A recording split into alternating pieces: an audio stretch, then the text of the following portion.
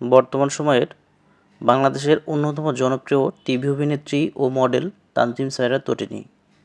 তটিনী 1997 সালের 25শে আগস্ট বরিশালে জন্মগ্রহণ করেন।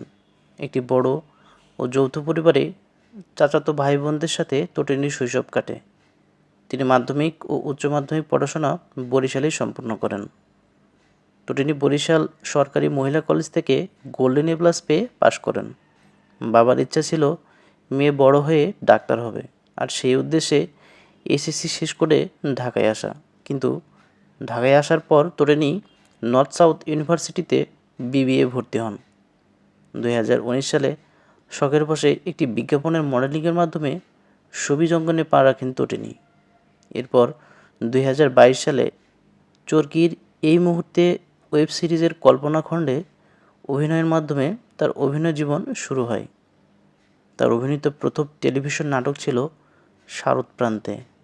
তটিনীর অভিনীত নাটকগুলোর মধ্যে উল্লেখযোগ্য কিছু নাটক হলো সময় সব জানে, তোমাকে চাই, রাতের শেষ, জোড়া শালিক, রেশমি চুড়ি, মন ফড়িং ইত্যাদি।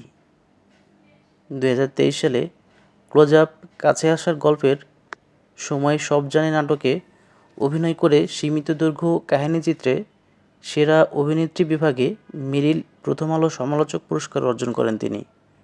2024 সালে ভালোবাসার প্রথম কদম ফুল নাটকে অভিনয় করে শ্রেষ্ঠ অভিনেত্রী হিসেবে দীপ্তি পুরস্কার পান এবং 2024 সালেই লাভ সাপ নাটকের জন্য সীমিত দৈর্ঘ্য কাহিনীচিত্রে সেরা অভিনেত্রী হিসেবে জিতে নেন মেরিল প্রথম আলো পুরস্কার।